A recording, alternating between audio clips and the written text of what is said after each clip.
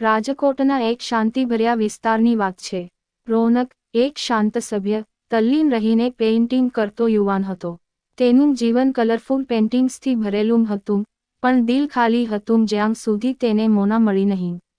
મોના એક લાઇબ્રેરીમાં કામ કરતી પ્રેમી યુવતી, જે નીતરતી આંખોમાં સપનાઓ રાખતી હતી. રોનક એક દિવસ પુસ્તક શોધવા લાઇબ્રેરી ગયો અને ત્યાં મોનાની આંખો પ્રથમવાર જોઈ. એવી આંખો જે બોલતી હતી કંઈક ખાસ કહ્યા વગર.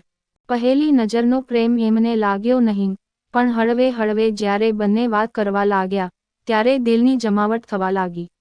બુક રિકમેન્ડેશનથી શરૂ થયેલી વાતો જીવનના દરેક મુદ્દે પહોંચી ગઈ. મોનાની શાંતિ અને રોનકની સર્જનશીલતા એકબીજામાં રંગ ભરી રહી હતી. એક દિવસ રોનકે મોનાનું પોર્ટ્રેટ પેઇન્ટ કર્યું, એવી આંખો જે બોલે છે, એક દીવો જે ઊંધી રાતમાં પણ પ્રકાશ આપે. એ પેઇન્ટિંગ સાથે રોનકે પોતાના પ્રેમનો ઇઝહાર કર્યો. મારી દુનિયા પેઇન્ટિંગથી ભરેલી છે, પણ તે તું ન હોય તો રંગો વંજવાય છે. મોનાએ હળવી સ્મિત સાથે જવાબ આપ્યો. તો હવે દરેક પેઇન્ટિંગમાં મને પણ રંગીને રાખજે.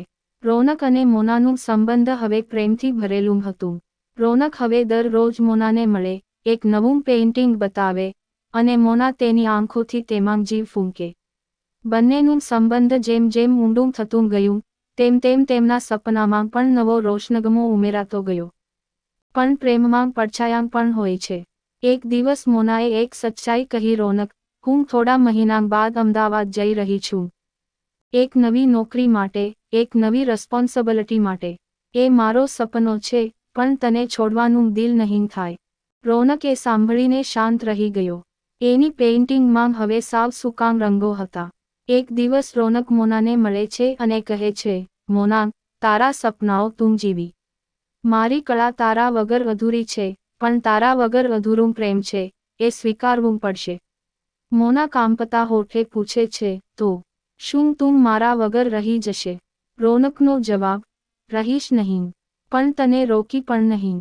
જો પ્રેમ સાચો હશે, તું પાછી ફરશે. અને હું અહીં જ રહીશ, તારા માટે એક નવું પેઇન્ટિંગ તૈયાર રાખીને. મોનાની દૂર રહીને પણ પ્રેમ જીવતો રહ્યો. મેસેજ, કોલ, થોડી હાસ્યભરી લાઈનો, કેટલીક ટકી ગયેલી વાતો. અને રોનકના પેઇન્ટિંગ્સ. એક વર્ષ બાદ, રોનકનું એક એક્ઝિબિશન અમદાવાદમાં હતું. લોકોને તેના પેઇન્ટિંગ્સમાં પ્રેમ, રાહ જોઈ લેવાની હિંમત, અને ભવિષ્યની આશા દેખાઈ. એ દિવસ, મોનાએ પણ એ એક્ઝિબિશનમાં પગ મૂક્યો.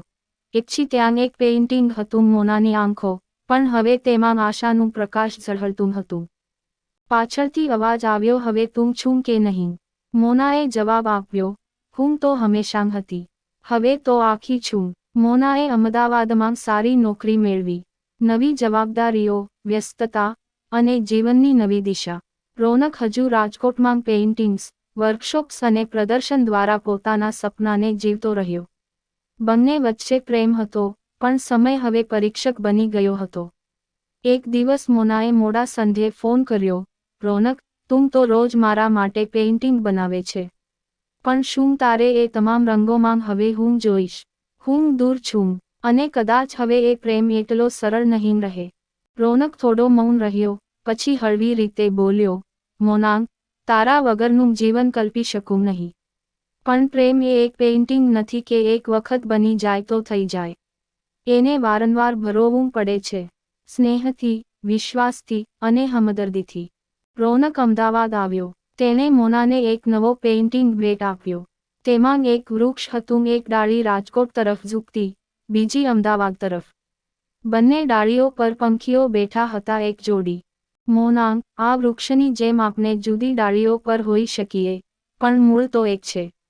બસ તારે કહેવું છે કે તું પણ આ મૂળ સાથે છે. મોનાની આંખો ભરાઈ ગઈ. હું હતી, છું અને રહીશ, પણ હવે સાથે ચાલવા તૈયાર છું. મોનાએ અમદાવાદની નોકરી છોડી દીધી, પણ રોનકે એને અટકાવ્યું નહીં.